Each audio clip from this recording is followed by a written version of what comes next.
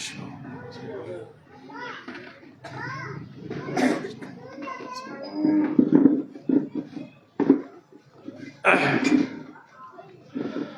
اللہ تعالی نبی الامی وآلہ وصحبہ اجمعین برحمتک یا ارحم الراحمین والحمد للہ رب العالمین۔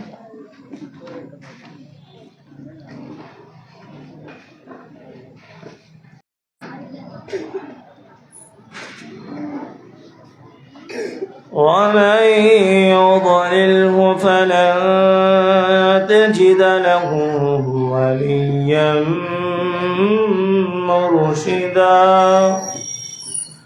صدق الله مولانا العظيم وصدق نبي الأمين المدين الكريم، ونحن على ذلك المشاهدين والشاكرين، والحمد لله رب العالمين۔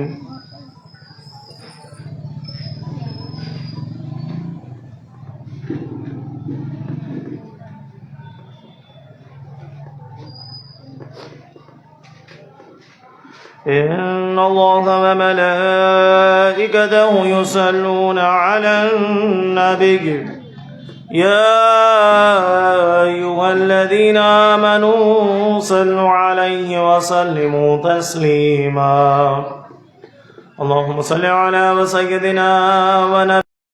جمعہ کے دن آخری تقریر ہے، اب 2 دن مزید بچے ہیں۔ آج 90ویں نشست ہے،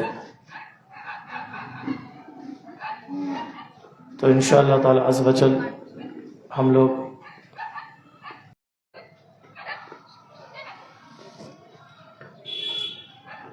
پیری مریدی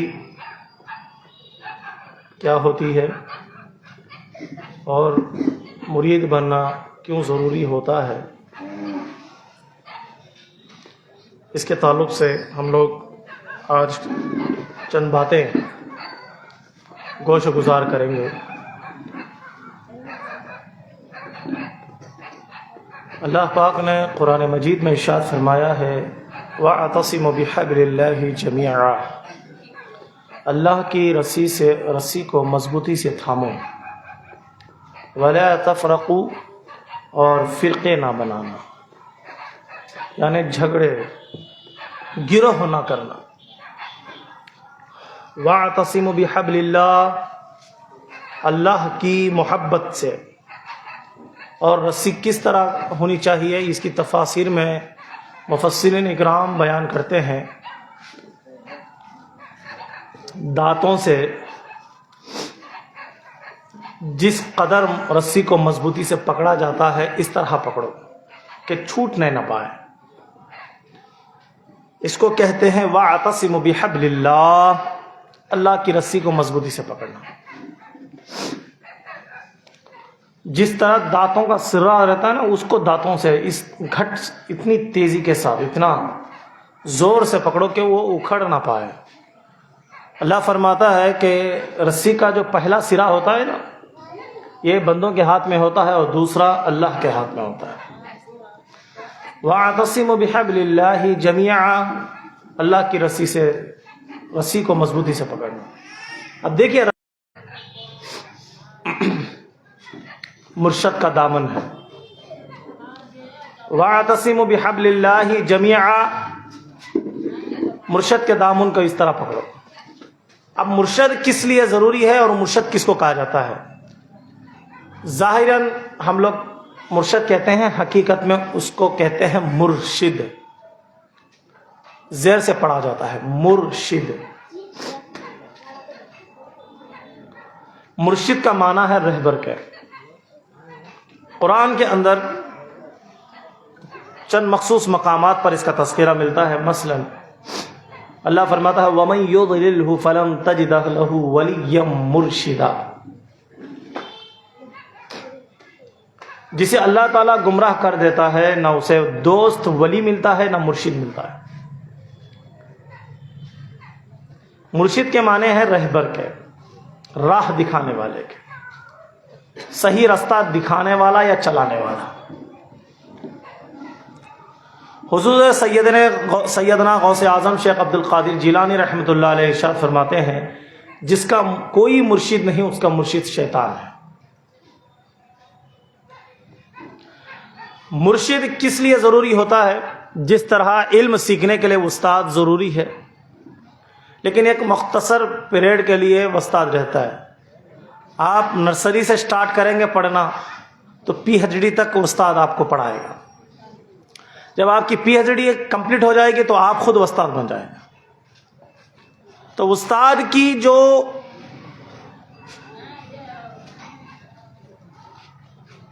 وقت ہوتا ہے نا تو یہ مختصر ہوتا ہے. کس طرح مختصر؟ استاد جو ہوتا ہے نا، نرسری سے بھی الگ الگ سبجیکٹس پر الگ الگ استاد ملتا ہے، ایک ہی استاد نہیں رہتا. نرسری میں الگ ٹیچر رہیں گے، ایل کے جی یو کے جی میں الگ ٹیچرز رہیں گے، فرسٹ کلاس میں، سیکنڈ کلاس میں، تھرڈ میں، فورتھ میں. جس طرح کلاس اپڈیٹ ہوتی رہے گی ٹیچرز بھی بدلتے رہیں گے. اور ہر استاد، ہر ٹیچر ہر کلاس کے لیے اہل نہیں ہوتا. جیسے شاگرد کلاس بدلتا ہے نا تو ٹیچرز پڑھانے ان کا معاملہ الگ ہوتا ہے. اب جو 10th والے ٹیچر ہوتے ہیں وہ انٹرمیڈیٹ نہیں پڑھا سکتے. ٹیچرز ہر کوئی ہوتے ہیں، لیکن جس طرح بچوں کی کلاسز اپڈیٹ ہوتے ہیں، اپ گریڈ ہوتے ہیں، تو ان کے نام بھی بدل جاتے ہیں. تو 10th اسٹینڈرڈ تک جو بچے پڑھتے ہیں تو جو ان کو بچوں کو پڑھایا جاتا ہے اس کو ٹیچرز کہتے ہیں، اور جو کالجز میں پڑھائے جاتے ہیں ان کو پروفیسرز کہتے ہیں.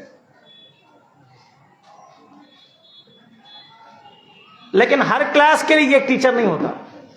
اب جیسا وہ پی ایچ ڈی کمپلیٹ کر چکا تو اب اس کی ٹیچرز وہاں پہ ختم ہو گئے. اب یہ چاہے تو کہیں پہ جا کر اب یہ خود ٹیچر بن سکتا ہے، دوسروں کو پڑھانے کے لائق بن سکتا ہے. اس طرح کوئی ہنر والا، مثلا ہمارے منا بھائی کی ایک لیتھ مشین ہے، تو ان کا ایک ہنر ہے کہ کوئی چیز لوہے کی ہوتی ہے تو اس کو کسی نہ کسی جو وہ کام نہیں آتی تو اس کو کام میں لانے کی کوشش کرتے ہیں. کوئی چیز لوہے والی بگڑ جاتی ہے تو اس کو صحیح کرتے ہیں. تو لوہے کا کام رہتا ہے. اب ان کے پاس سیکھنے والا انسان صرف ان سے وہی ہنر سیکھ سکتا ہے، دوسرا ہنر نہیں سیکھ سکتا. اب کوئی کہیں گے منا بھائی ہمارے کو لیتھ مشین کے ساتھ ساتھ MBBS بھی کراؤ، پڑھاؤ، تو بولیں گے جو مجھے آتا ہے وہ میں تجھے سکھا سکتا ہوں، اس کے علاوہ دوسرا نہیں سکھا سکتا. تو اس طرح جو ہنر والے انسان ہوتے ہیں نا، جس کو جو آتا ہے وہ اسی کو وہی سکھا سکتا ہے، دوسرا نہیں سکھا سکتا. اور اس کی بھی ایک وقت ہوتا ہے. جب وہ کام سیکھ جاتا ہے تو وہ باجو جا کر اپنا خود دھندا لگا لیتا ہے، اپنا کام کر لیتا ہے.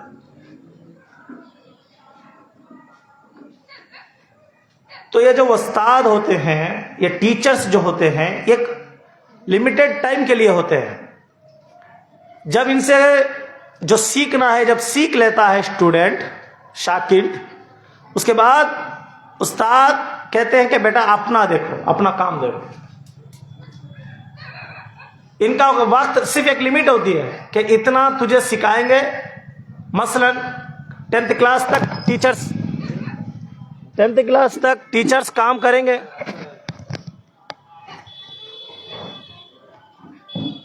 10th کلاس تک ٹیچرز کام کریں گے. اس کے بعد کہیں گے بیٹا اب تمہارا کالج پڑھنے کا وقت شروع ہو گیا، اب تمہارے کو پروفیسرز پڑھائیں.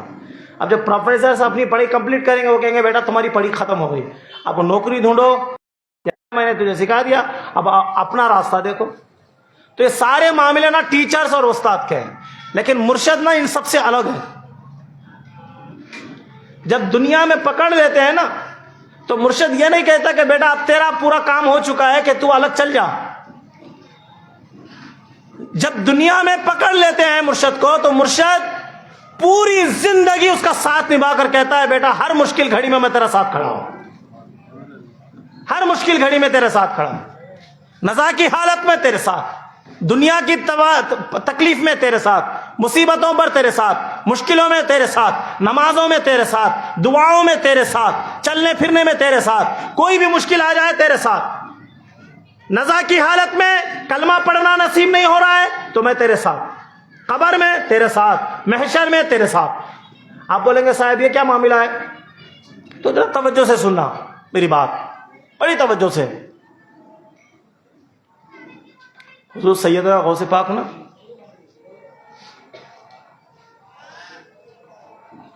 بڑی کرم نوازی فرماتے ہیں.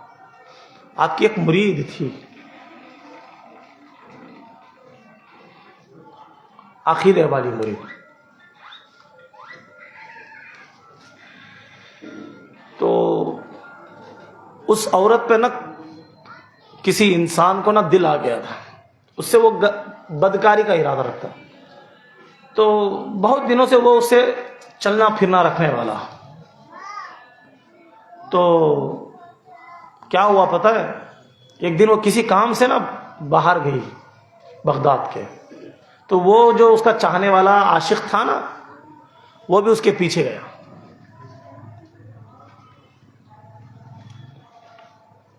جب پیچھے گیا نا، جیسا اسے اکیلا پایا تو اس پر ٹوٹ پڑا.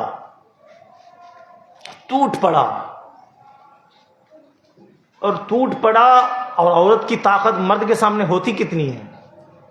تو وہ جب نہیں سمجھی نا اپنے آپ کو، کتنا چھڑانا سمجھی، وہ اپنے آپ کو بدکاری میں مبتلا کرنا چاہتا تھا، تو وہ اپنے آپ کو بچانا چاہتی تھی. تو جب دیکھی کہ یہ سب سے زیادہ مجھ پر حاوی ہو چکا ہے، میری طاقت اس کے سامنے کچھ بھی کام نہیں کر رہی ہے، تو اس کے زبان سے نکلا یا غوث المدد. سبحان اللہ. جب نکلا نا یا غوث المدد، تو حضور سیدنا غوث پاک علیہ رحمانہ اپنے مقام پر بیٹھ کر وضو بنا رہے تھے. 2-3 اسے کھڑاؤ کہتے ہیں، صرف انگوٹے کے پاس پکڑ ہوتی ہے اس کی، باقی پورا خالی ہوتا ہے. تو غوث پاک نا اس کھڑاؤں کو اٹھایا، آسمان میں پھینکا. تو سارے مریدوں نے دیکھا کہ آسمان میں کھڑا ہو جا رہے ہیں اڑ کر. تھوڑی دور جانے کے بعد وہ آسمان میں غائب ہو گئے. تو لوگ خاموش ہو گئے، کیا معاملہ ہے، عجب معاملہ ہے، کسی کو سمجھ میں نہیں آیا مریدوں کو. بلنا دوسرے دن وہ عورت نا وہ کھڑاؤ سر پہ رکھ کے غوث پاک کی بارگاہ میں آئی. سبحان اللہ. سبحان اللہ. آ کر غوث پاک کی بارگاہ میں وہ کھڑاؤ رکھا، ان کھڑاؤں کو بوسہ دیا، دے کر کہا مرشدی آپ کا شکرہ، آپ کی مریدی میرے کام آ گئی. سبحان اللہ. آپ کی مریدی میرے کام آ گئی. غوث پاک مسکرائے، اس کی سلامتی اور عزت کے لیے دعائیں فرمائی، اور غوث پاک نے اشارہ دیا، وہ عورت نکل گئی. تو غوث پاک سے کہا حضور یہ تو وہی کھڑا ہوئے نا کل والے جو آپ نے آسمان میں اڑا دیے تھے، یہ اس عورت کے پاس کہاں سے؟ تو غوث پاک نے کہا یہ سنو یہ معاملہ کیا ہے. غوث پاک علیہ رحمہ کو جیسا وہ عورت نے پکارا تھا نا، تو اتنے میں غوث پاک نے اپنے کھڑاؤں کو پھینکا، تو وہ کھڑاؤ سیدھا اس عورت کے پاس پہنچے، اور وہ جو ظالم تھا جو اس پر ظلم کر رہا تھا، اس کے سر پر اتنے برسے کہ اس کا سر پھٹ گیا، وہ وہیں ہلاک ہو گیا، مر گیا. غوث پاک نے اپنے کھڑاؤں سے اپنی مرید کی عزت بچا لی تھی. سبحان اللہ. سبحان اللہ. اب اور ایک مزید میں بات بتا دوں آپ کو، مرشد کس لیے ضروری ہوتا ہے. حضرت عمر ابن خطاب رضی اللہ تعالی عنہ ارشاد فرماتے ہیں، خدا کی عزت کی قسم، جب عمر فاروق اعظم نے نا ایک علاقہ فتح کیا، تو آپ نے دیکھا کہ آپ کے استقبال کے لیے سارے لوگ کھڑے ہیں، سارے لوگ. تو عمر فاروق اعظم رو پڑے. رونے کے بعد کسی نے کہا جناب کیوں روتے ہیں؟ کہا خدا کی عزت و جلال کی قسم، خطاب کے بیٹے سے اونٹ صحیح نہیں ہوتے تھے. جب میں اونٹ صحیح کرنے جاتا نا، آگے والا صحیح کرتا تو پیچھے والا مڑ جاتا تھا، پیچھے والا صحیح کرتا تو سامنے والا مڑ جاتا تھا. تو میرا باپ خطاب نا مجھ پہ بڑا ظلم کرتا، مجھے مار کر کہتا عرب ہو کر اونٹوں کو لائن میں کھڑا کرنا تجھے نہیں آتا. تو میں وہ دن بھی دیکھ چکا ہوں اور آج کا دن بھی دیکھ رہا ہوں کہ میں وہ خطاب کا بیٹا جس سے یہ 10 اونٹ ایک لائن میں کھڑ نہیں سکتے تھے، یہ محمد عربی کا صدقہ ہے کہ آج اللہ نے مجھے اتنی عزتوں سے نوازا ہے. سبحان اللہ. یہ عزتوں کے جو بال ہمارے سروں پہ ہے نا، یہ محمد عربی کا صدقہ ہے. قیصر و کسرا کے رومن امپائر کے بڑے بڑے بادشاہ باشندے جو کانپتے ہیں عمر ابن خطاب کے نام سے، یہ محمد عربی کا صدقہ ہے۔ تو نہ ہوتا تو مولا ہم، اے میرے آقا آپ نہ ہوتے تو ہم لوگ کفر میں مبتلا ہوتے۔ عمر ابن خطاب کہتے ہیں ہم تو غیر خداؤں کے پاس ہاتھوں سے تراشے گئے ہوئے خداؤں کے ساتھ دور جہالت میں جی رہے تھے۔ یہ محمد عربی کا صدقہ نہیں ہے کہ یہ ایک اللہ والے بنا دیا ہے۔ مرشد کیا ہوتا ہے؟ ہر قوم کے لیے نبی مرشد ہوتا ہے، ولی مرشد ہوتا ہے۔ اب جب ولی اور مرشد نبی آنا بند ہو گئے، نبیوں کا سلسلہ نبوت بند ہو چکا، اللہ نے ولیوں کو بھیجا۔ اب جب ولی اللہ کہیں پر دور دراز میں آج کے زمانے میں ملنا بڑا مشکل ہے، اخلاقیات طور پر بڑے کم لوگ ملتے ہیں، لیکن سند سے نہیں کہہ سکتے کہ وہ زمانے کی طرح نہیں کہ جیسا غوث اعظم نے کہا تھا قدمی حاضی علی رغبتی کلی ولی اللہ، میرا جو قدم ہے ہر ولی کی گردنوں کے اوپر ہے۔ تو ایسا اعلانات کرنے والے ولی اللہ کوئی ہے، تو کیا کیا جائے؟ تو مرید بننا ضروری اس لیے ہے تاکہ تمہارے دل کی اصلاح ہو، رہنمائی ہو، تاکہ ہم لوگ لاوارث نہ مرے۔ ہم جب دعائیں کریں تو کوئی ہمارے ساتھ آمین کہنے والا نہ ہو، یہ ہماری حالتیں ہیں۔ مرشد کس لیے ضروری ہے؟ ذرا سنیں۔ ایک بزرگ تھے نا، ان کے جو مرید تھے نا وقت کے بڑے عالم تھے، بہت بڑے عالم۔ نزا کی حالت میں نا شیطان آ گیا تھا ان کے پاس۔ یہ ہر کسی کے پاس آئے گا، ہمارے اور آپ کے پاس بھی آئے گا انشاءاللہ، آئے گا، وہ ضرور آئے گا۔ تمہاری اور ہماری موت پہ آئے گا وہ۔ جب آخری وقت ہوگا نا، اسرائیل روح نکالنے والے ہوں گے، وہ آ کر کہے گا، اس وقت علماء لکھتے ہیں نا کتابوں میں کہ ہمارے حلق میں پیاس کی شدت اتنی ہوگی کہ 7 سمندر پانی بھی پلائیں گے تو پیاس نہیں بجھے گی، اتنی پیاس رہے گی، اتنی پیاس ہمارے پاس۔ 7 سمندر پانی بھی پلا دیں گے نا، پیاس ختم نہیں ہوگی، اتنی شدید پیاس رہے گی۔ اس وقت شیطان لوٹا لے کر آ کر کھڑے گا پانی کا، کہے گا مجھے خدا مانو گے تو میں پانی پلاؤں گا۔ اب یہ ہم جیسے لوگوں سے یہ سوال کرے گا، لیکن وہ تو تھے اللہ والے اور عالم دین، تو ان سے سوال کیا، کیا کر رہا ہے؟ ان کے پاس پہنچ گیا، کہنے لگا حضرت دنیا میں تو جب تک تھے قالا قالا رسول اللہ کے نغمے پڑھ رہے تھے، قرآن کا درس دے رہے تھے، ذرا مجھے بتاؤ اللہ کی دلیل، ذرا توجہ، اللہ کی دلیل کیا؟ تو حضرت نے دلیل دینا شروع کیا نا، 1 نہیں 2 نہیں 350 دلیل دی اللہ کی۔ کتنے؟ حالت ہے نزا کی، وقت آخر کی حالت ہے، دنیا سے رخصت اور رحلت فرمانے کی حالت ہے، اور دلائل دے رہے ہیں 300۔ دینے کے بعد بھی شیطان کہا کہ میں نہیں مانتا، یہ دلیل صحیح نہیں ہے، یہ دلیل صحیح نہیں۔ ارے میں قرآن کی بات ہی نہیں لیتا تو تمہاری بات کہاں سے لوں گا؟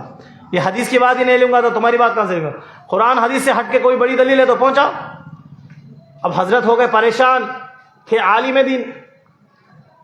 حضرت نے آواز لگائی اپنے پیر کو، کہا سیدی مرشدی میری مدد فرمائیں، ملعون آ کر کھڑ گیا ہے میرا ایمان ضبط کرنے کے لیے، 300 دلیل دے چکا ہوں لیکن مان نہیں رہا ہے۔ تو ان کے مرشد تھے کہیں اور، وضو بنا رہے تھے، آواز پہنچ گئی، تو مرشد نے وضو بنایا، بناتے ہوئے کہا بیٹا یہ ملعون ہے، اسے دلیل سے کیا کام؟ تم کہو کہ تم مانو یا نہ مانو، میں مانتا ہوں میرا اللہ ایک ہے، تم مانو یا نہ مانو، بیٹا اس سے کہو کہ تو اس کو دلیل کیا دے رہا ہے؟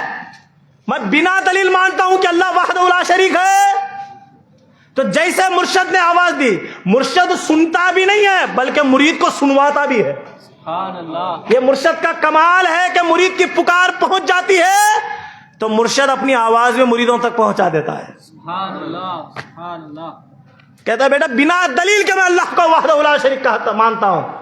تو جیسا سنا تو انہوں نے کہا دلیل وغیرہ سب چھوڑ، میں اللہ کو وحدہ لا شریک بنا دلیل کے مانتا ہوں، اب تیرا مسئلہ کیا ہے بتا۔ اتنا کہنا تھا، وہ نکل گیا، حضرت نے کلمہ پڑھا اور جان روا ہو گئی۔ تو معزز سامعین اکرام، مرشد نے بچا لیا ایمان جانے سے۔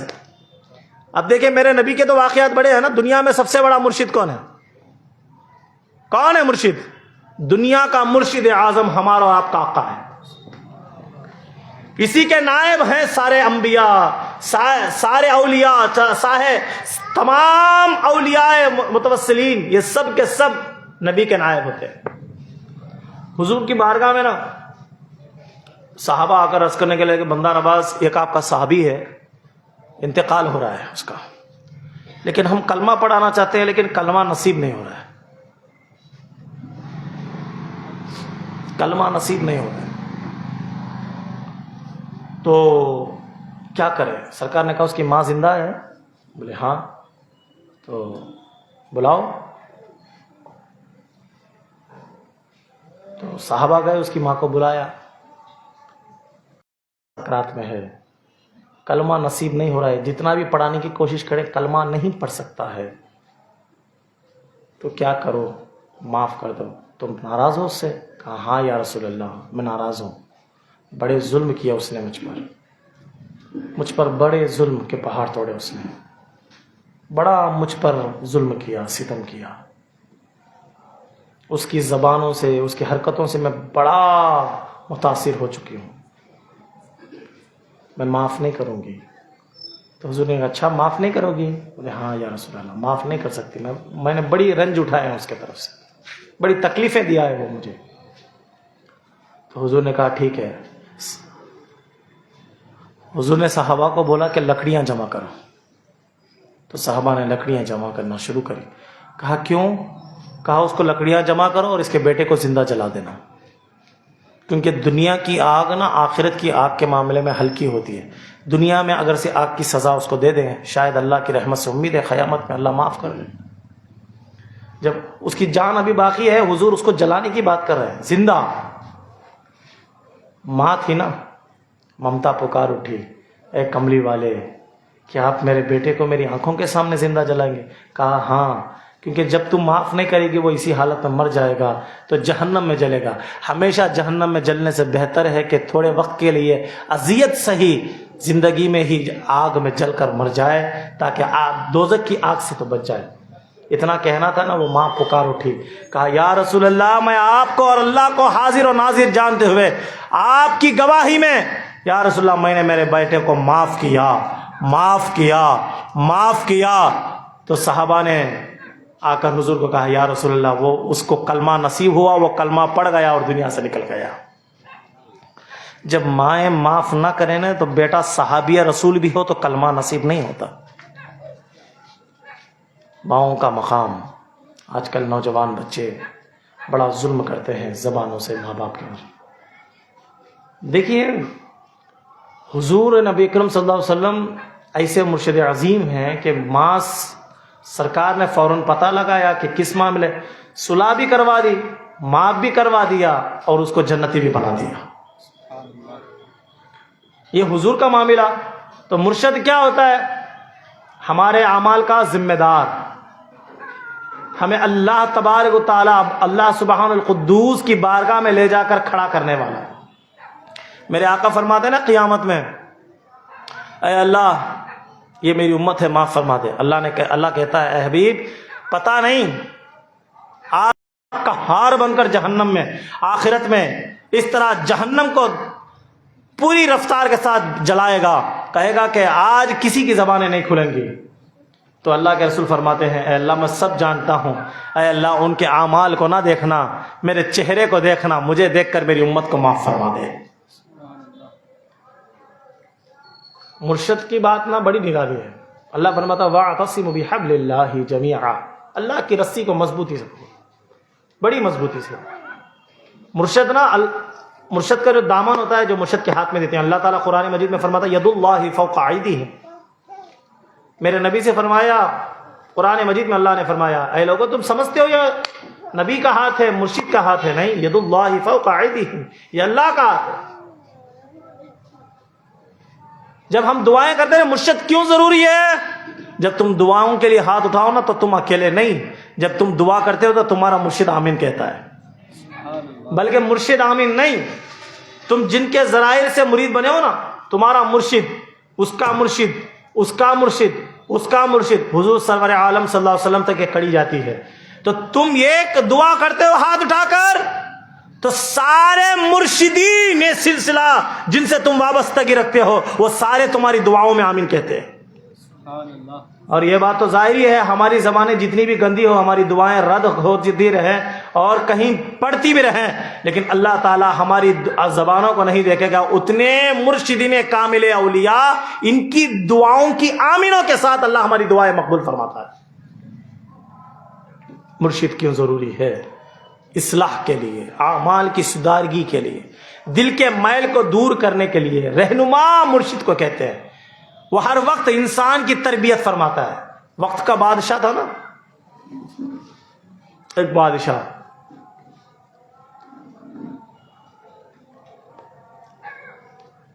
حضور سیدنا خواجہ غریب نواز علیہ رحمہ، سارے لوگ جانتے ہیں آپ کو۔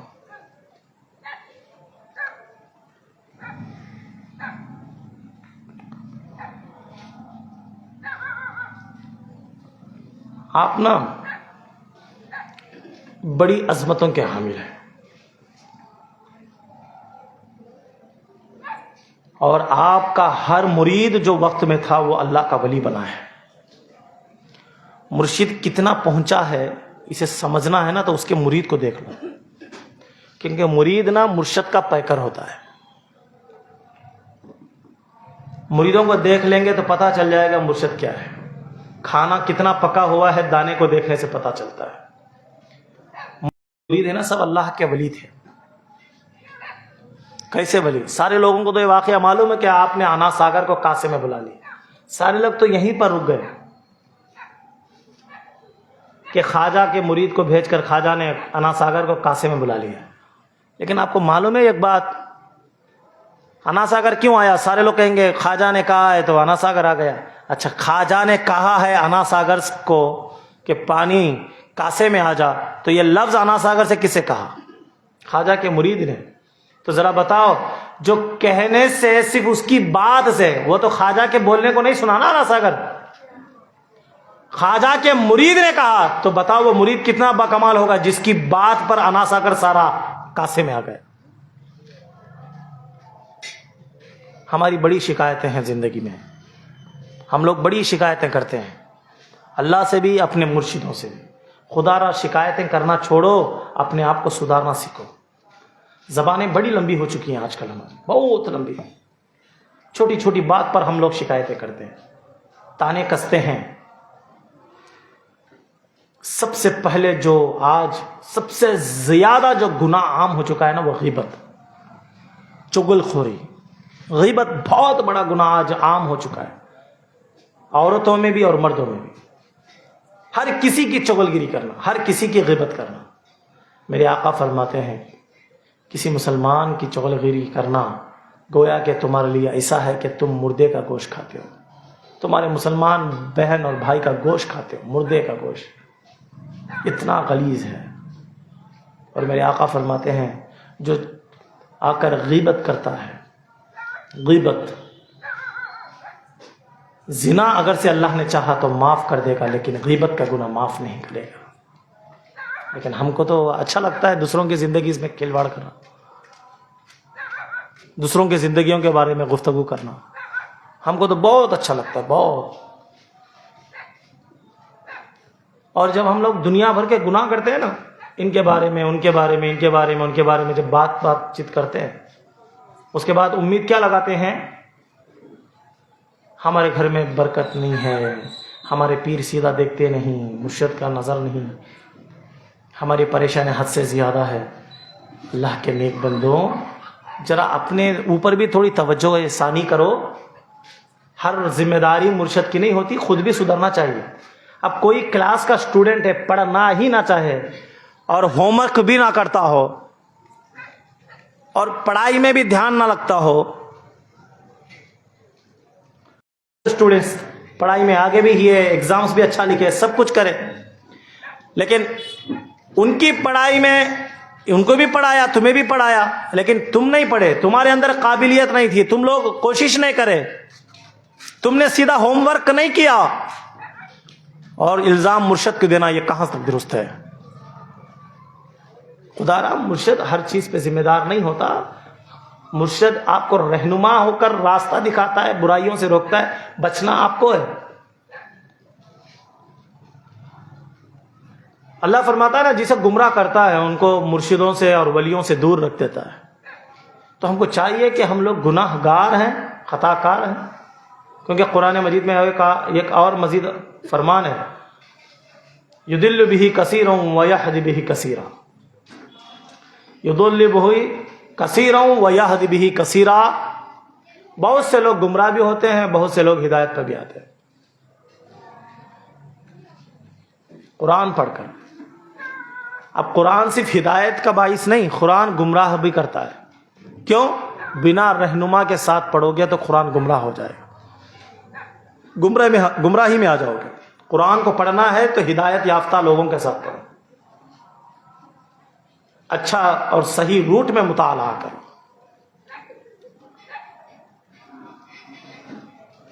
ایک مرتبہ نا حضور سیدنا غوث پاک علیہ الرحمہ، ہم لوگ تھوڑی سی تکلیف پہ پریشان ہوتے ہیں نا، غوث پاک علیہ الرحمہ کے بارگاہ میں نا دسترخوان بچھا تھا، سارے مرید آ گئے، غوث پاک بیٹھے ہیں، تمام مشائخین سب آئے تھے دعوت پہ، تو کھا رہے تھے۔ تو اتنے میں غوث پاک کے ایک مرید کو دیکھا، غوث پاک نے دیکھ کر فرمایا آؤ تم بھی بیٹھ جاؤ۔ تو مرید نے کہا حضور میرا روزہ ہے، میں بعد میں کھا لوں گا۔ تو نفل روزہ تھا اس کا، تو غوث پاک نے کہا ٹھیک ہے، اچھی بات ہے، تم بیٹھ جاؤ، اللہ تمہیں روزے کا ثواب عطا کرے گا۔ وہ کہنے لگا حضور شکریہ لیکن میرا روزہ ہے۔ پھر غوث پاک نے کہا چلو بیٹھ جاؤ، اللہ تمہیں 1 مہینے کے روزے کا ثواب عطا کرے گا۔ سبحان اللہ۔ تو وہ کہنے لگا جی حضرت لیکن میرا روزہ ہے، پتہ نہیں اس کی کوئی اور ضد تھی۔ تو غوث پاک نے کہا چلو بیٹھ جاؤ، اللہ تمہیں 1 سال کے نفل روزوں کا ثواب عطا کرے گا۔ سبحان اللہ۔ نفل روزہ نا شوہر کے کہنے سے، مرشد کے کہنے سے توڑا جا سکتا ہے۔ شوہر نے کہا کہ بھائی تم روزہ چھوڑو، تو نفل روزہ نا توڑ سکتے ہیں شریعت میں۔ اب دیکھیے نفل روزہ مرشد کے کہنے سے توڑ دیں تو مرشد کا مقام کتنا ہوگا، سمجھ رہی میری بات؟ تو وہ کہنے لگا حضرت میرا روزہ ہے۔ تو جب وہ کہا نا میرا روزہ ہے تو غوث پاک علیہ الرحمہ نے اس کے اوپر ایسی نظر ڈالی نا، وہ تڑپ اٹھا، اس کا سارا جسم سوج گیا، اس کے ناک اور منہ اور کانوں سے لہو اور پیپ نکلنے لگا، زمین پر گر کر جس طرح پانی سے نکلی ہوئی مچھلی تڑپتی ہے اس طرح تڑپنے لگا۔ اتنا جاہو جلال کے ساتھ غوث پاک اسے دیکھتے رہے، قریب تھا کہ وہ مر جائے تڑپ تڑپ کر۔ پھر تھوڑی دیر کے بعد غوث پاک کا جلال تھوڑا تھما، اور غوث پاک نے دیکھا کہ پورے جو دسترخوان پر بیٹھے تھے نا مشائخ، وہ سارے غوث پاک کے اس جلال سے کانپ رہے تھے، ڈر رہے تھے۔ تو پھر غوث پاک اپنے جلال کو تھمایا، پھر کہا چلو ٹھیک ہے اٹھ جاؤ۔ تو پھر وہ مرید صحیح سالم اٹھ گیا جیسا پہلے تھا۔ مریدوں کو نا بعض وقت آپ دیکھیں جناب، لوہے کو جب زنگ لگ جاتا ہے تو اس کو کیا کرتے ہیں معلوم ہے؟ اس کو صحیح روپ اور رنگ دینے کے لیے کیا کرتے ہیں معلوم ہے؟ آگ کی بھٹی میں جلاتے ہیں۔ جس طرح آگ کی بھٹی میں لوہے کو گرم کرتے ہیں تو لوہا لال ہو جاتا ہے، اس کے اوپر لگا ہوا زنگ نکل جاتا ہے، پھر اس کے بعد ہتھوڑی سے اسے پیٹا جاتا ہے، اس کے بعد وہ صحیح ہتھیار بنتا ہے، قابل استعمال کرنے کے قابل کوئی چیز بنتی ہے۔ تو بھٹی کی گرمی بھی برداشت کرنی پڑے گی، ہتھوڑے کی مار جب بھٹی کی گرمی اور ہتھوڑی کی مار برداشت کرتا ہے نا لوہا، تب وہ انسانوں کے نظر میں قابل استعمال ہوتا ہے۔ تو مرید بھی ایسا ہوتا ہے جناب، جب وہ مرشد کی سختیاں، مرشد کی آزمائشوں کو برداشت کرے گا تب وہ ہیرا بن کر نکھرے گا، ہیرا بن کر نکھرے گا۔ تھوڑی بھی تکلیف برداشت نہیں ہوتی۔ مرشد نا انسان کو نا قابل بناتا ہے دنیا میں، اور اللہ سے لو لگا دیتا ہے۔ تھوڑی سی تکلیف پر ہم لوگ برداشت نہیں کرتے، تھوڑی سی آزمائش، یاد رکھو جب بھی زندگی باقی ہے نا، کسی کے سامنے ہاتھ نہ پھیلانا اور کسی کے سامنے کوئی گفتگو ہی نہیں کرنا۔ کیونکہ دنیا والوں کے سامنے تم اپنی بات کہتے ہو نا تو وہ لوگ تمہارے پرسان حال نہیں ہوتے، تمہارا مذاق بنا کر تیسروں کے سامنے اڑا دیتے ہیں۔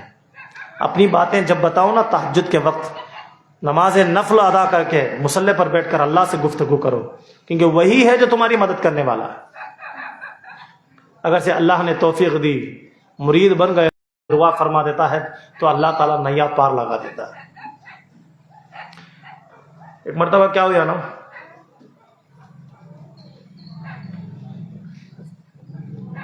حضرت سلطان باہو رحمۃ اللہ علیہ، کل میں واقعہ بتایا تھا آپ کو۔ سلطان باہو اپنے وقت کے بہت بڑے ولی ہیں۔ آپ کو پتا ہے آپ کا واقعہ کیا ہے؟ ایک مرتبہ آپ گھر میں بیٹھے تھے تو آپ کو اشارہ ہوا کہ باہر آؤ، تو آپ کہیں سے باہر جا رہے تھے تو ایک نقاب پوش گھوڑے پر آیا۔ یہ سلطان باہو کون ہے؟ بہت پرانا زمانہ نہیں ہے ان کا، اورنگزیب کے زمانے کے۔ کب کے؟ اورنگزیب کے زمانے کے، یعنی مغل جو سامراجم تھا 300-400 سال پرانے بزرگ ہیں، بہت پرانے بزرگ نہیں۔ تو ایک گھوڑے پر نقاب پوش آیا، آ کر سلطان باہو سے کہنے لگا کہاں جا رہے ہو؟ کہیں گے حضور کہیں پہ بھی نہیں۔ کہا بیٹھو۔ کہا آپ کون؟ تم بیٹھو چپ چاپ۔ تو وہ گھوڑے پہ بیٹھ گئے، وہ جاتا رہا۔ تھوڑی دیر کے بعد ایک مقام آیا، وہاں پر کہا کہ اترو، تو وہ اترے، یہ بھی اترا۔ اندر گیا تو کیا دیکھتے ہیں سلطان باہو؟ وہاں پر مجلس لگی ہے جس میں حضرت صدیق اکبر بھی بیٹھے ہیں، عمر ابن خطاب بھی بیٹھے ہیں، صحابہ بیٹھے ہیں، اولیاء بیٹھے ہیں، غوث بیٹھے ہیں، ابدال بیٹھے ہیں، سب بیٹھے ہیں، اور حضور صلی اللہ علیہ وسلم بھی بیٹھے ہیں۔ سبحان اللہ، سبحان اللہ۔ سلطان باہو اور جو شخص بلا لے کے آیا نا ان کو، آپ نے کہا کہ آپ حضرت کون ہیں؟ تو آپ نے نقاب نکالا تو کون تھے؟ حضرت مولا کائنات تھے، سبحان اللہ، سبحان اللہ۔ مولا علی مشکل کشا۔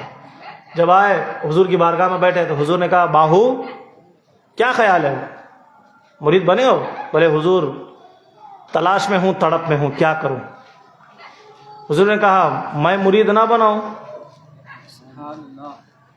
کیا کہا؟ میں مرید نہ بناؤں؟ بولے حضور آپ کا مرید بننا تو میری قسمت ہے۔ تو حضور نے اپنا ہاتھ بلند کیا، ہما دست مصطفیٰ جب آگے بڑھی تو حضرت سلطان باہو نے حضور کے ہاتھ میں بیعت فرمائی۔ آپ خود بیان فرماتے ہیں اس واقعے کو۔ جب ارادے سچے ہوتے ہیں نا تو مرشد بھی کمال والا مل جاتا ہے۔ ایک مرتبہ کیا ہوا نا، بغداد میں 2 میاں بیوی میں جھگڑا ہوا۔ بیوی تھی پیرانے پیر کی مرید اور شوہر مرشد کی تلاش میں تھا۔ سنیں آپ کو، ایک دن کیا ہوا، اس کی بیوی سو رہی تھی تو اس نے کہہ دیا کہ بھائی دیکھو مجھے تو کوئی فکر نہیں ہے کیونکہ میرے پیر ہیں، میرے پیر فرماتے ہیں، غوث پاک حضور سیدنا غوث اعظم شیخ عبد القادر جیلانی فرماتے ہیں جس کا پیر کوئی نہیں نا اس کا پیر شیطان ہوتا ہے۔ میں تو میرے پیر کے ساتھ اٹھوں گی قیامت میں، لیکن تم دیکھنا تمہارا مقام تو شیطانوں کے ساتھ ہوگا۔ یہ بات بول کر بیوی سو گئی۔ اور بیویاں بڑا مختصر بات کرتی ہیں نا، مردوں کو دل میں گڑا کر جاتا ہے، وہ بات چپ جاتی ہے۔ اور عورتوں کو بھی پتا ہوتا ہے کہ کوسی جگہ سکسر مارنا ہے، ہر بات نہیں بولتی۔ مرد کو کہاں پہ جھکانا ہے، کہاں پہ تابع کرنا ہے، عورتوں کو اچھا آتا ہے۔ سمجھ رہے میری بات؟ اللہ خیر کرے۔ تو اب وہ سو گئی۔ اب یہ اس کی ایک عادت تھی کہ ہر انسان کے پاس جاتا، ہر پیر کے پاس جاتا، بولتا نہیں ان کے پاس کوئی کمی ہے، وہ نکل کے آ جاتا۔ ہر مرشد کے پاس جاتا، کہتا کہ ان کے پاس کوئی کمی ہے، ان کے پاس کوئی کمی ہے، ان کے پاس کوئی کمی ہے، تو مرید بنے بغیر آ جاتا تھا۔ ہر دن یہی بول کے جاتا تھا کہ میں مرید بننے جا رہا ہوں، تلاش کرنے جا رہا ہوں مرشد کی۔ اب رات میں بیوی نے سکسر مار دیا۔ اب دیکھ لو، اگر سے بنا مرید بنے آج تم سو گئے، کیا معلوم صبح نہیں اٹھو گے، یہ رات تمہاری آخری ہے، مر گئے خواب میں، نیند میں مر گئے، تو قیامت میں کس کے ساتھ اٹھو گے؟ شیطان کے ساتھ اٹھو گے۔ کیا ہوگا دیکھ لو تمہارا معاملہ۔ اب وہ بیچارہ حیبت میں آ گیا، بیگم سے کہنے لگا بیگم چلو، بولے کہ میں نہیں جاؤں گی، تم سو جاؤ۔ میں تو مرید ہوں, مجھے ٹینشن نہیں ہے, میں مروں گی تو بیرانے پیر کے ساتھ اٹھوں گی. اب وہ سو گئی بیچارہ, پوری رات ٹہلتا رہا, آدھی رات ہو گئی, 12-1 کا ٹائم ہو گیا غالباً. وہ ٹائم میں اسے ارادہ ہوا, چلو بھائی ایک کام کرتا ہوں, میں دروازہ کھولوں گا, جو پہلا شخص مجھے دکھے گا وہی میرا پیر ہے. اب 1-2 بجے وہ زمانے میں کون پھرتے تھے معلوم آپ کو؟ چوری کرنے والے, ڈاکہ ڈالنے والے. اب گیا دروازہ کھولا. میں ایک بات بتانا چاہ رہا ہوں اس واقعے سے, اب تھوڑا اس بات پہ توجہ دیں. جب دروازہ کھولا نا تو پورے چوراں کا قافلہ آگے نکل گیا, پیچھے ایک بچ گیا تھا, ہلکا ہلکا جا رہا تھا, سلو. تو دروازہ کھولا تو اس کے اوپر نظر پڑی, وہ جا کے پیر پکڑنے لگا, مرشد مجھے مرید بننا پڑا. اب وہ تھا چور تو پریشان ہو گیا. اب کوئی انسان انوبا جانا شروع کر دیا, یہ بولنے لگا نہیں, وہ کیا بول رہا ہے یہ نہیں سن رہا ہے, یہ خود اپنی بات میں ہے کہ مجھے مرید بناؤ, مجھے مرید بناؤ. وہ پریشان ہو گیا کہ بھائی کیا ہوا ہے اس کو, میں ہوں چور اور یہ کہہ رہا ہے مرید بناؤ, میں کیسے مرید بنا سکتا ہوں. اب وہ مانا نہیں, تو پھر اس کو سمجھایا کہ بھائی میں چور ہوں, میں مرید بنانے کے لائق نہیں ہوں, میں چوریاں کرتا ہوں, ڈاکے ڈالتا ہوں, میرا ایسا معاملہ. کہا میں نے ارادہ کر لیا کہ تمہارے پاس ہی مرید بنوں گا. خیر اچھی بات ہے, تم آنکھوں سے دیکھو گے, مانو گے کہ میں چوری کرتا ہوں. تو بولے ہاں ٹھیک ہے چلو. وہ گیا, اس کو کہا کہ تم یہیں بیٹھو, میں ابھی جا رہا ہوں یہ گھر میں. وہ گھر میں گھسا رات میں, کہیں پہ ہاتھ ڈالا تو لوٹا مل رہا ہے, کہیں پہ ہاتھ ڈالا تو تسبیح مل رہی ہے, کہیں ہاتھ ڈالا تو مصلی مل رہا ہے, کہیں ہاتھ ڈالا تو بوریا بستر مل رہا ہے. کہا کہ یہ کون سا کرے جس میں کوئی چیز نہیں ملتی. اتنے میں حرکت ہوئی نا, کوئی آ رہا ہے گھر میں, تو وہ جا کر اندر چھپ گیا. تو وہ پتہ ہے وہ گھر کس کا تھا؟ تمہارے میرے پیر کا, حضور سیدنا غوث اعظم شیخ عبد القادر کا گھر تھا. وہ جیسا گھر میں آئے نا تو وہ چور چھپ گیا ڈر سے. غوث پاک خاموش تھے, اتنے میں حضرت خضر علیہ السلام آئے, آ کر کہنے لگے اے غوث اعظم, اے عبد القادر, ابدالوں میں کوئی ایک ابدال انتقال ہو گئے ہیں, تو ان کی جگہ کس کو رکھنا ہے؟ تو غوث پاک نے کہا اچھا ابدالوں میں انتقال ہو گیا ہے نا, تو ایک کام کرو, میرے وہ اندر والے کمرے میں نا ایک شخص کپڑے کے پیچھے چھپا ہے, اس کو لے کر آؤ. اس کو لے کر آیا. آنے کے بعد وہ پکڑے تو مجھے معاف کرو حضور غلطی ہو گئی وغیرہ وغیرہ. غوث پاک نے چپ کر, تجھے میں دینے کے لیے بلایا ہوں, تو معافی مانگ رہا ہے. غوث پاک نے اسے اپنی بارگاہ میں اپنے گھر میں 3 دن رکھا. 3 دن 3 راتیں مشاہدات و مجاہدات کرنے کے بعد جب وہ مقام ابدالیت پر پہنچا 3 دن میں, یہاں تو زمانے نکل جاتے ہیں لوگوں کے ولی بننے میں, مومن بننے میں. غوث پاک نے 3 دن میں ابدال بنا دیا اس کو. کہا ہے خضر اس کو لے کر جاؤ اور ابدال کی جگہ, اس کی خالی جگہ پہ اس کو بھرتی کر دو. وہ جانے لگا نا تو غوث پاک نے کہا سن. بولے جی حضور فرمائیے. تو کہا تو جا رہا ہے نا, تو میرے گھر کے پاس ایک انسان کو تو نے وعدہ دیا تھا کہ مرید بناؤں گا, وہ بیچارہ بیٹھا ہے 3 دن 3 راتوں سے تیرے انتظار میں, بنا سوئے بنا کھائے, جاتے جاتے اس کو مرید بنا کے جانا. جیسا چھپا ہوا ہے معلوم ہو گیا, وہ جیسا باہر بیٹھا ہے معلوم ہو گیا. کہا تو اتنا کمال والا نہیں کہ تجھے میں مرید بنا دوں اور تجھے میں اتنی بڑی مقام پر فائز کر دوں. یہ تو وہ انسان کی ضد تھی جس کی ضد کو دیکھ کر میں نے تجھے ابدال بنا دیا ہے. سبحان اللہ. مقام ابدال پر تجھے پہنچا دیا ہے. غوث پاک علیہ الرحمٰن نے فرمایا نا, مرید جب ضدی ہو جائے نا تو مرشد بھی با کمال ہو جاتا ہے. ایک مشہور واقعہ آپ کو معلوم ہے, ایک ان پڑھ جاہل گوار قسم کا ایک مرشد تھا, بڑا ان پڑھ جاہل قسم کا. تو اس کو کیا ہوا, اس کے پاس ایک دھوبی مرید بنا. اب مرید بننے کے بعد بہت سے جنوں کو پریشانی شروع ہو جاتی، تم کو ذکر دیے کیا صاحب؟ ہمارے کریں ذکر ہے۔ اب وہ تڑپ میں بہت سے لوگ اسے پریشان کرنے لگے، کیا تمہارا مرشد ذکر دیا ہے؟ اسے پڑھنا لکھنا آتا نہیں تو انہوں کہاں سے ذکر دیں گا؟ تو وہ کہنے لگا نا مرشد کے پاس، حضرت مجھے ذکر دو۔ بولے کہ دیکھیں گے، کیونکہ اسے آتا نہیں تو اسے کیا بولنا۔ پھر اگر بولا حضرت مجھے ذکر دو، حضرت مجھے ذکر دو، حضرت مجھے ذکر دو، حضرت مجھے ذکر دو، تو غصے میں آ کر اریٹیشن میں آیا، آگر کہنے لگا چل ہٹ، کیا بار بار ذکر پوچھ رہا ہے؟ وہ قدم بوسی دی، دست بوسی لیا، بولا شکریہ حضرت، بول کے نکل گئے۔ چند ایک دن کے بعد وہ جب دریا کنارہ تھا اس کے گاؤں کو جانے کا، تو وہاں پہ آ کے کھڑ گیا وہ مرشد۔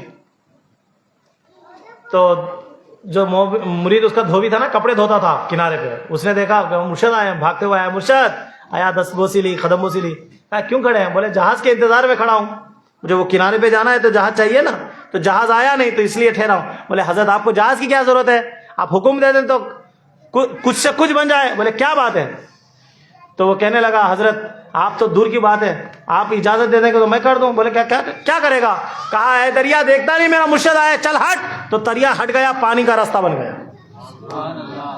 مرشد پریشان، میں جتنا کمال والا نہیں، مجھے پڑھنا لکھنا آتا نہیں، انہوں میرا مرید اتنا کمال والا کہاں؟ تو کہا کون سا ذکر کر رہا ہے کہ بھائی اتنے دن تو میرے پاس ذکر کے لیے پھر رہا تھا، کون سا ایسا ذکر مل گیا کہ پانی راستہ چھوڑ رہا ہے تیرے حکم پر؟ کہا حضرت آپ نے کہا تھا نا چل ہٹ، یہی میرا ذکر تھا۔ سچے ارادے اور عقیدے سے جو بھی کام کرو نا، اللہ تعالیٰ اسے کامیابی عطا فرماتا ہے۔ خیر یہ باتیں آپ سمجھنے، نام کو دیکھ کر، شہرت کو دیکھ کر، عزت کو دیکھ کر، شان کو دیکھ کر مرید نہ بننا۔ ہمارا کچھ کر لینا۔ مرید بننے کے لیے نا، میں نے بارہا کہا ہے، علم کا ہونا ضروری ہے، عمل کا ہونا ضروری ہے، اور صحیح العقیدہ ہونا ضروری ہے۔ اور سب سے بڑی بات یاد رکھیں آپ، افضل یہ ہے کہ سید زادوں کے پاس مرید بنے،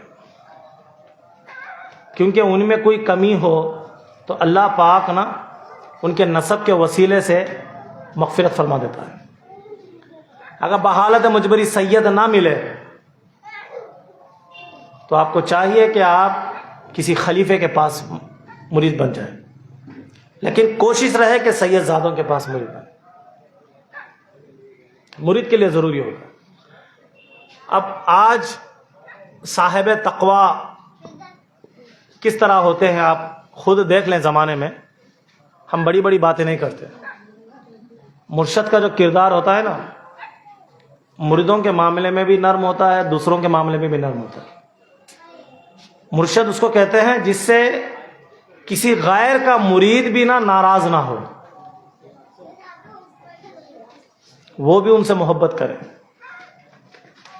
ایک اشعار ہے، میرے صنم جیسا کسی کا صنم نہیں، میرے پیر جیسا کسی کا پیر نہیں۔ یہ الفاظ درست نہیں، کیونکہ ہر مرید کے لیے اس کا پیر انوکھا ہوتا ہے، تو ہم ہماری پیر کی شان بتانے کے لیے کسی کی پیر کی شان نہیں گھٹانا چاہتے۔ مرید اس لیے ضروری ہے تاکہ ہماری دل کی اصلاح ہو، گناہوں سے بچیں۔ یہ دنیا ایک کیچڑ ہے جہاں قدم قدم پر پیر پھسلتے رہیں گے۔ مرشد جب رہتا ہے تو ہمیں ہر قدم پر پکڑتا ہے اور صحیح راستہ چلاتا ہے، وحدہ لا شریک کے راستے پر لے جاتا ہے، اس کو کہتے ہیں مرشد، اور یہ ضروری بھی ہے۔ اور اب صاحب بولے مرید بننا، میں نا اننت پور جب کہیں پہ بیان دیتا ہوں تو لوگ کہتے ہیں کہ صاحب ہم آپ کے پاس مرید بنتے ہیں۔ میں نے کہا کہ بھائی میرے پاس مرید بننے کی وجہ کیا ہے؟ کیوں بننا چاہتے ہو؟ کیا دیکھا آپ نے کہ میرے پاس مرید بنو گے؟ تو لوگ کہتے ہیں صاحب آپ بیان بہت اچھا کر رہے ہیں۔ میں نے کہا بیان کے بیس پر آپ مرید بنو گے؟ یہ تو آپ کی مریدی صحیح نہیں ہے کہ بیان اچھا کرتا ہوں۔ اچھا بیان کا نشہ ایسا ہے کہ یہ نشہ کب تک رہے گا؟ 4 دن 5 دن 6 دن 10 دن، اس کے بعد نشہ اتر جائے گا، اس کے بعد صاحب کہاں کی، سننے والے کہاں کی۔ اب 11ویں ختم ہو گیا تو کون پوچھنے والے سے؟ آستان غوثیہ میں درس النساء کی کلاسز چلتے تھے ہر اتوار. شروع میں آتے آتے ہلکا ادمیہ کم ہوتے گئے. کیوں؟ ادمیہ کے پاس علم بہت ہے, اب ان کو سیکھنے کی ضرورت نہیں رہی. میں نے دیکھا کہ وہ مجبوری میں کوئی چیز سکھائی نہیں جاتی. بہت سے لوگ بولے کہ بھائی صاحب آپ درس النساء شروع کرو. میں نے کہا نہیں کرنا ہے, مجھے نہیں کرنا ہے, کیونکہ میں اللہ سے پوچھ لوں گا قیامت میں. جب اللہ پوچھے گا کہ تو نے اس قوم کے لیے کیا کیا, میں نے کہا اللہ میں نے بڑی کوششیں کی ہیں لیکن قوم نے مجھ سے بے وفائی کی ہے. میرے پاس تو جواب ہے, اللہ کے پاس میں کہہ دوں گا, لیکن آپ کا خیال کر لو کہ قیامت میں اللہ کو کیا جواب دینا ہے. جب تھے تمہارے شہر میں میرے بندے تمہیں سکھانے کے لیے, تم نے ان کے ساتھ کیا کیا ہے؟ تو قیامت میں اللہ کے پاس آپ جواب دے ہوں گے. میں نے بہت سے لوگوں نے کہا صاحب درس النساء شروع کرو. میں نے کہا کہ نہیں کرنا ہے مجھے, دیکھیں گے اللہ نے جب توفیق دی ہے پھر شروع کریں گے, کیونکہ مجبوری میں کوئی کام نہیں کیا جاتا جناب. اب دیکھیں آپ لوگ بیٹھ رہے, آج میں تھوڑا پہلے آ گیا. بہت سے لوگ شکایت کریں کہ بھائی صاحب بڑا لیٹ سے بیان شروع کرتے, بڑا لیٹ ہوتے, 12 بج جاتی, پھر صبح میں ذمہ داریاں رہتی, کام رہتی, جانے کا رہتا. میں دل میں خیال کیا, بولا اچھا اچھی بات ہے, صحیح بات ہے. جب لوگوں کو نا دین کی باتیں بوجھ لگنے لگے نا تو ان سے زیادہ امید نہیں رکھنی چاہیے. ابھی میں بات ختم کر رہا ہوں اپنی. جیسا مجھے یہ بات پتہ چلی تو میں نے کہا کہ بھائی میں بڑی کوشش کرتا ہوں کہ جلدی شروع کروں بیان. جلدی شروع کریں تو لوگ اپنے ضروریات سے فارغ نہیں ہوتے, اور تھوڑا دیر سے کر دوں تو بولے صاحب دیر سے شروع کرتے ہیں. تو میں کیا کروں, ابھی لوگوں کی سہولت کے حساب سے تو بات نہیں چل رہی. اب بہرحال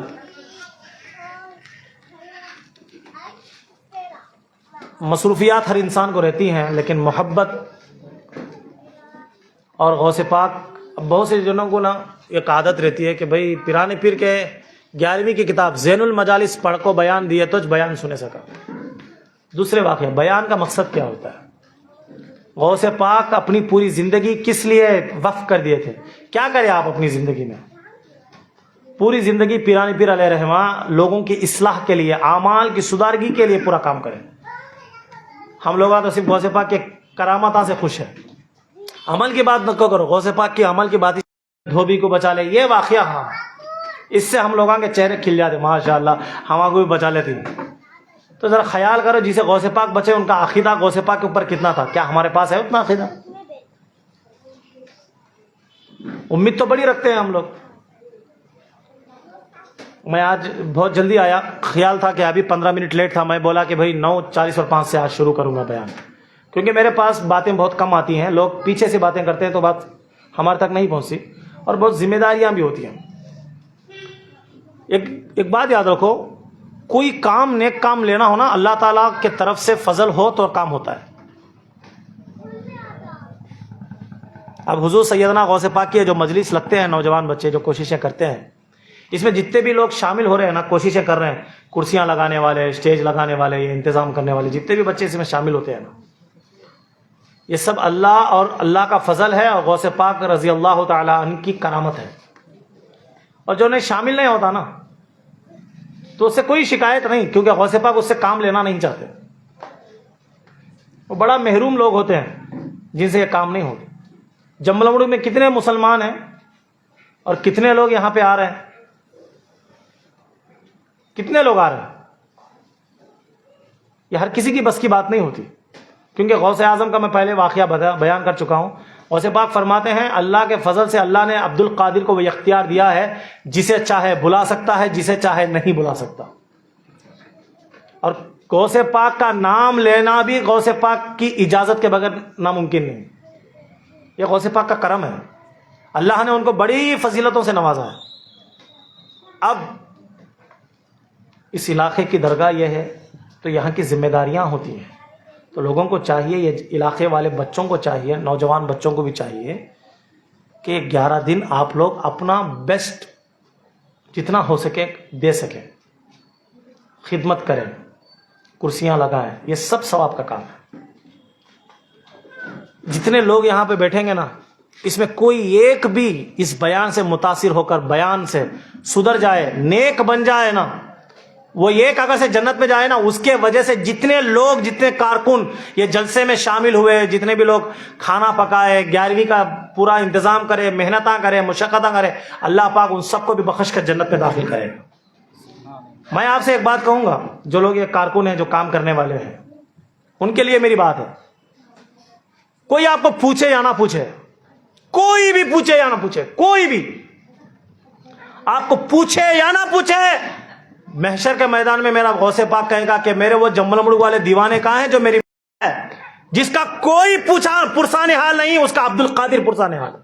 اور غوث پاک پوچھیں گے، اے لوگوں کون کہاں ہیں وہ لوگ جو میری مجلسیں لگاتے تھے، رات رات جاگ کر لوگوں کے لیے انتظام کرتے تھے، کرسیاں لگاتے تھے، انتظام کرتے تھے، اور رات رات جگ کر میرے نام کی فاتحہ کی 11ویں کے لیے کھانے پکاتے تھے، صبح میں لوگوں کو کھلایا بھی کرتے تھے، محنتیں و مشقتیں کرتے تھے، کہاں ہیں وہ لوگ؟ تو یاد رکھو، دنیا کے کسی کے ساتھ رہنے سے یا نہیں رہنے سے کوئی فرق نہیں پڑتا۔ لوگوں یاد رکھو، جب تم لوگ اس طرح کے کام کرتے ہو نا، قیامت میں غوث پاک کے ساتھ جنت میں جاؤ گے، قیامت میں غوث پاک کے ساتھ جنت میں جاؤ گے۔ اور یاد رکھو، جو پیرانے پیر کے نام پر کھلاتا ہے، قرل بروز قیامت پیرانے پیر کے ساتھ بیٹھ کر کھائے گا انشاءاللہ، پیرانے پیر کے ساتھ کھائے گا انشاءاللہ تعالی، کیونکہ اللہ سبحانہ تعالیٰ نا قیامت کے دن ایک بڑا سا دسترخوان لگائے گا، بڑا سا دسترخوان، وَنَأْكُلُ وَيَشْرَبُ، اتنا بڑا دسترخوان، اس میں انبیاء بھی ہوں گے، صالحین بھی ہوں گے، اصفیاء بھی ہوں گے، نیک مومنین اور صالحین ہوں گے۔ شاہی دسترخوان لگایا جائے گا جنت میں کے محشر کے میدان میں، تاکہ جو لوگ اللہ کے نافرمان ہیں، جو کفار ہیں، جو جہنم کے مطالب ہیں، ان لوگوں کو رسوا اور ذلیل کرنے کے لیے اللہ بڑا شاہی دسترخوان لگائے گا۔ اور جتنے اللہ کے فرما بردار نیک صالح لوگ ہوں گے، اللہ فرمائے گا لوگوں بیٹھ جاؤ، سارے انبیاء بیٹھ جائیں گے، اولیاء بیٹھ جائیں گے، غوث، قطب، ابدال، اخیار، اغیار سب بیٹھیں گے، اور ان اولیاء اللہ کے چاہنے والے بھی وہ دسترخوان میں بیٹھیں گے۔ اتنا بڑا وسیع پیمانے میں دسترخوان ہوگا۔ اللہ فرمائے گا وَنَأْكُلُ وَيَشْرَبُ، کھاؤ اس میں سے اور پیو اس میں سے جو میں نے تمہارے پاس رکھا۔ عظیم کھانے ہوں گے، عظیم مشروب ہوں گے، عظیم شربتیں ہوں گی، بڑے بڑے کھانے ہوں گے۔ اللہ کھلائے گا سب کو، اس کے بعد جنت میں بھیجے گا، پہلے جنت میں نہیں بھیجے گا۔ محشر کے میدان میں سارے لوگوں کے درمیان وی اے پیوں کی طرح سب کے لیے دسترخوان بچھائے گا، اور سارے لوگ اس میں بیٹھ کر کھائیں گے، پیئیں گے۔ سارے محشر کے جو ظالم ہیں، جو دنیا میں ظلم کرے، جن کے مقدر میں جہنم اللہ نے لکھ دیا، وہ سارے ایک کونے میں کھڑ کر دیکھتے رہیں گے۔ پانی کو لیے ان کی زبانیں باہر نکل کر لٹکتی ہوں گی، لیکن زبان سے بات نہیں آ سکے گی اللہ کی جاہ و جلال کے سامنے۔ اور جو اللہ کے فرما بردار اولیاء اللہ کے چاہنے والے ہوں گے، سب دسترخوان پر بیٹھ کر مہمان بن کر کھاتے ہوں گے۔ اور یاد رکھو جناب، جب پیرانے پیر بیٹھیں گے نا، تو پیرانے پیر کے ساتھ ان کے مرید بھی بیٹھ جائیں گے۔ پیرانے پیر کے ساتھ ان کے مرید بھی بیٹھیں گے، ہر پیر کے ساتھ اس کے مرید رہیں گے، بشرط کہ مرید کامل ہو، مرشد بھی کامل ہو۔ خف مریدوں ڈرنا نہیں، کیونکہ میں نے اللہ سے وعدہ لیا ہے، میرے مرید کو اس وقت تک موت نہیں آئے گی جب تک اس کو میں توبہ نہ کرا دوں۔ توبہ کر لیں گے تو پورے گناہ معاف ہے۔ غوث پاک فرماتے ہیں گھبرانے کی ضرورت نہیں، جو بھی میرا مرید ہے، جو میرے لیے انتظام کرتا ہے، بروز قیامت اس کا انتظام میں خود فرماؤں گا۔ غوث پاک کا فرمان۔ تو معزز سامعین کرام، یہ چھوٹی چھوٹی باتوں پہ کوئی مسئلے نہ سوچیں، بس محبت غوث پاک میں کہنا کہ غوث اعظم آپ کی محبت میں کر رہے ہیں، کوئی دیکھے یا نہ دیکھے، آپ دیکھ لیں تو کافی ہے۔ اور یاد رکھیں نوجوان بچے جو اس علاقے کے ہیں، ان کی ذمہ داریاں ہیں، جو بھی غوث پاک کی محبت اور غوث پاک کی مریدی اور قیامت میں غوث پاک کا صحبت چاہتا ہے جنت میں، ان کو چاہیے کہ وہ غوث پاک کے کاموں میں چڑھ بڑھ کر حصہ لیں، چڑھ بڑھ کر آئیں، آگے بڑھیں۔ آپ کے علاقہ ہے تو سب سے پہلا آپ کا حق ہے۔ کرسیاں لگانا، یار بیانوں میں تو ہر کوئی آتا ہے نا، بیٹھتے ہیں جاتے ہیں، لوگ متاثر بھی ہوتے ہیں، لیکن حقیقت جو خدمت ہوتی ہے نا، غوث پاک کی جو محبت ہوتی ہے، آپ کو معلوم ہے بریانیاں پکانے والوں سے زیادہ غوث پاک کو کون پسند ہے؟ وہ بھی پسند ہے، لیکن سب سے زیادہ غوث پاک کس کو پسند کرتے ہیں معلوم ہے؟ جس کے گھر میں بریانی پکانے کی طاقت نہ ہو، گوشت پکانے کی طاقت نہ ہو، صرف غوث پاک کی محبت میں سوکھے چنے رکھ کے فاتحہ دلاتا نا، غوث پاک فرماتے ہیں میں اس کے چنوں کو بھی قبول کرتا ہوں۔ سوکھے چنوں کی بھی گیارہویں ہوتی ہے۔ کسی نے پوچھا نا غوث پاک سے، حضرت جو گنہگار ہیں ان کا کیا بنا؟ تو غوث پاک مسکرا کر فرماتے ہیں جتنے اچھے ہیں نیک ہیں وہ سب میرے ہیں، اور جتنے گنہگار ہیں جتنے برے ہیں ان سب کا میں ہوں۔ تو آپ لوگوں کو چاہیے کہ آپ چڑھ بڑھ کر حصہ لیں، شروع میں آ کر کرسیاں لگانا، سٹیج لگانا اور ذمہ داریاں پوری کرنا، اور پورے لوگ جانے کے بعد پھر وہ کرسیوں کو اپنی جگہ رکھنا، سٹیج کو اپنی جگہ پر سنبھالنا، یہ جو خدمات ہوتے ہیں نا، رات بھر جا کر لنگر پکانا، دوسرے دن جا کر لوگوں کو کھانا پہنچانا، کھانا کھلانا، اس تمام چیزیں ہوتی ہیں نا، یہ تمام چیزیں نا بڑے متاثر ہوتی ہیں، بڑی اچھی چیزیں ہیں، اللہ اس کے رسول کی نظریں ہوتی ہیں اس پر۔ ہم لوگ نا جناب، میرا جو فنڈا ہے نا ایک دم کلیئر ہے، ایک دم کلیئر میرا فنڈا ہے۔ میں بولتا ہوں کہ ان کی ناک کو دیکھو، ہم لوگ کسی چیزوں کے لیے کام نہیں کر رہے ہیں، اللہ تو دیکھتا ہے نا، میرا غوث تو دیکھتا ہے نا، تو پھر ہم لوگ ان کے لیے کر رہے ہیں۔ ہم کو شکایت اوروں سے کیا، مجھے غرض اوروں سے کیا ہے جبکہ میرا پیر میرے ساتھ ہو۔ کو دیکھ کر، صاحبان کو دیکھ کر رڑی شڑی ہو کر، عین وقت پر جب صاحب آ گئے، مرشد آ گئے، تو ان کے دکھانے کے لیے بیسن پکڑ کر تھوڑا 2-3 لوگوں کو کھانا ڈال دیں۔ جناب تمہارا عقیدہ ہے کہ مرشد تمہارے یہ ظاہری عمل کو دیکھ کر خوش ہوں گے؟ مرشد اسی کو کہتے ہیں جو حقیقت جانتا ہو۔ وہ یہ بھی دیکھتے ہیں کہ کون رات میں جاگتا ہے، کون لکڑیاں ڈالتا ہے، کون بھوکے بھوگنے دھوتا ہے، صبح تک جاگتا ہے، اپنی خوشیوں کو، اپنی خواہشوں کو، اس کو بھی ہوتا ہے کہ میں بھی اچھے کپڑے پہنوں، میں بھی تیار ہوں، میں بھی تھوڑا آرام کر لوں، اس کو بھی ہوتا ہے۔ لیکن یہ ساری باتیں کو باہر رکھ کر وہ جو محنت و مشقت کے ساتھ کام کرتا ہے نا، تب پتہ چلتا ہے جناب کہ کون کام والا ہے۔ خیر ان کا عمل بھی قابل قبول ہوتا ہے، دکھانے کے صحیح، لیکن کر تو رہا ہے نا، اللہ اس کے کرنے کو صحیح، کم سے کم اس کے دل میں تو یہ ہے کہ مرشد دیکھ رہے ہیں، اس ارادے سے تو کر رہا ہے، تھوڑا ہی صحیح۔ جنت تو کسی کے باپ کی نہیں ہے نا، جسے چاہے اللہ نواز دے۔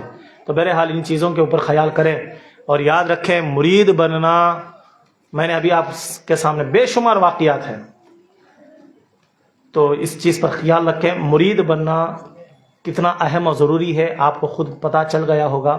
مرید کے بغیر زندگی نہیں گزار سکتے، کیونکہ گمراہی اور شیطان کی تباہی بہت سخت ہے دنیا میں، ان سب سے بچنے کے لیے مرید ضروری ہے۔ مرید بنو تاکہ ہدایت پر رہو، مرید بنو تاکہ شیطان کے فریب سے بچو، مرید بنو تاکہ تمہارے سر پر دستگیری رہے، مرید بنو تاکہ دنیا اور آخرت میں تمہاری نجات رہے، مرید بنو تاکہ مرشد تمہارے طرف سے اللہ کی بارگاہ میں وکالت کر سکے۔ جہاں ہماری زبانیں نہیں کھلتی نا، مرشد وہاں آ جاتا ہے تمہاری طرف وکالت لے کر۔ تو اس لیے مرید بننا ضروری ہے، اور یاد رکھیں اچھے صاحب علم کے پاس مرید بنو، اچھے نیک کردار شخصیت کے پاس مرید بنو، نام دیکھ کر، شہرت دیکھ کر مرید نہ بنو، اخلاقیہ طور پہ مرید بنو، کسی کے دباؤ میں، کسی کے مجبوری سے مرید نہ بنو۔ تمہارے مرید نا، مرید جب بنتے ہو نا تم لوگ، تو شوہر بولے کہ بھائی تو ہمارے صاحب کو مرید بننا، اس شوہر کے لیے اجازت نہیں۔ آخرت کا معاملہ نا شوہر کے ذمے نہیں ہے، شوہر صرف گناہوں سے بچانے تک اپنی بیوی کا سرتاج ہے، اور آخرت کے معاملے تک، قیامت کا معاملہ نا اللہ اور اس کے رسول کے ہاتھ میں ہوتا ہے۔